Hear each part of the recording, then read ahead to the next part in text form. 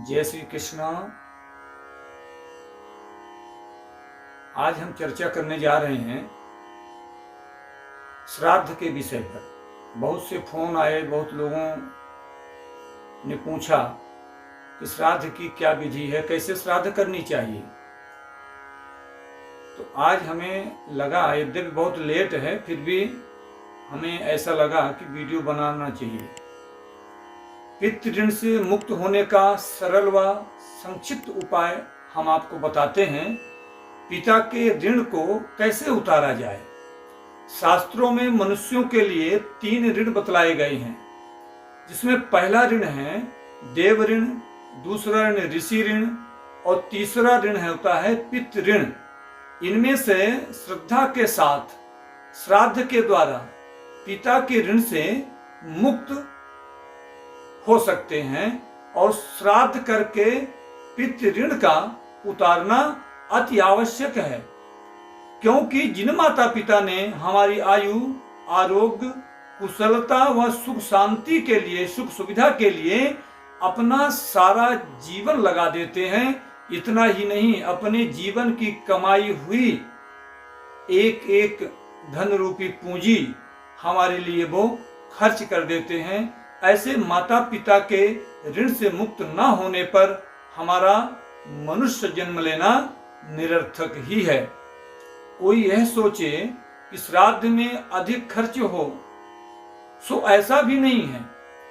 केवल साल भर में आने वाली उनकी मृत्यु तिथि पर आसानी से सरलता पूर्वक मिल जाने वाले जल, तिल, जब, कुश और फूल आदि से ही उनकी श्राद्ध हो सकती है। जब इतनी सरलता से श्राद्ध हो सकती है तो हम आलस्य क्यों करते हैं।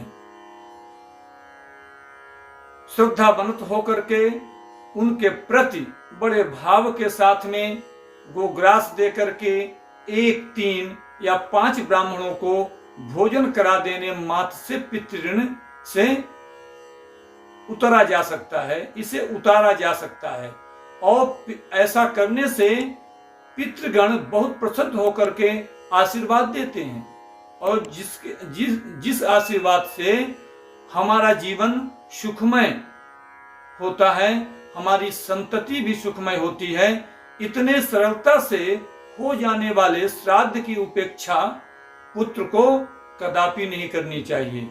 यदि कई पुत्र हैं तो सभी को पितृपक्ष में पितरों को जल यानी कि उनका तर्पण अवश्य करना चाहिए, और तर्पण करें। मृत्यु तिथि पर श्राद्ध भी अवश्य करें।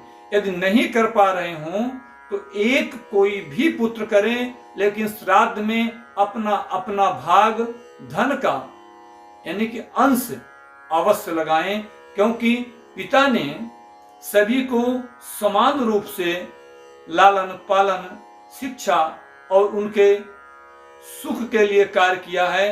अपनी संपत्ति का बंटवारा भी समान रूप से किया है। इसीलिए सभी पुत्रों का यह उत्तरदायित्व बनता है, कर्तव्य होता है कि वह इस कार्य में आलस्य व कंजूसी कदापि न करें। भाद्रपद पूर्णिमा से लेकर आश्विन शुक्ल अमावस्या तक यानी कि 16 दिन तक पितरों का तर्पण व मृत्यु तिथि में श्राद्ध अवश्य करें। ऐसा करने से पितृ ऋण को उतारा जा सकता है। इस पितृ कार्य में, श्राद्ध में सफेद वस्तुओं की ही प्रधानता है, जैसे सफेद फूल, सफेद चंदन, तिल, जव, चावल आदि का ही उपयोग करना चाहिए। कभी भूल करके भी श्राद्ध में केला का उपयोग नहीं करना चाहिए। केला श्राद्ध में निषेध है। प्रायः देखा जाता है कि लोग केला अवश्य रखते हैं, यह ठीक नहीं है। एक बात और प्रायः लोग पूछते रहते हैं कि माता व पिता की श्राद्ध किस तिथि में करें। तो शास्त्र के अनुसार माता का श्राद्ध मातृनवमी को ही करना चाहिए, यह शास्त्र सम्मत है। माता के श्राद्ध में अनवष्टक श्राद्ध करना चाहिए। इस श्राद्ध में नव पिंडदान होते हैं। जो लोग इस श्राद्ध में नव पिंडदान ना करके एक पिंडदान करते हैं वह शास्त्र विरुद्ध करते हैं। ऐसा नहीं करना चाहिए। और पिता का श्राद्ध मृत्यु तिथि पर ही करना चाहिए। इसमें पार्वण श्राद्ध करने का विधान है। इस पार्वण श्राद्ध में 6 पिंडदान होते हैं और करना चाहिए। एक प्रश्न और लोगों ने किया कि सन्यासियों का श्राद्ध कब हो? तो सन्यासियों की श्राद्ध द्वादशी तिथि में करनी चाहिए। जिस पुत्र का पिता यदि सन्यासी हो गया हो, सन्यास ग्रहण कर लिया हो, यति हो गया हो, वनवासी हो गया हो, तो उसके लिए उसके संतान को, उसके पुत्र को द्वादशी को श्राद्ध करना चाहिए। ऐसा शास्त्र का कथन है। कहा भी गया है, यतीनां च व वनस्थानां वैष्णवानां विशेषतः द्वादश्यां विहितं श्राद्धं कृष्ण पक्षे विशेषतः। इस तरह यतियों का श्राद्ध द्वादशी तिथि को ही करना शास्त्र के अनुसार माना गया है। जिनका दुर्मरण होता है, तो दुर्मरण संबंधी जो श्राद्ध है, ऐसे व्यक्तियों की, ऐसे मनुष्यों की श्राद्ध कब करनी?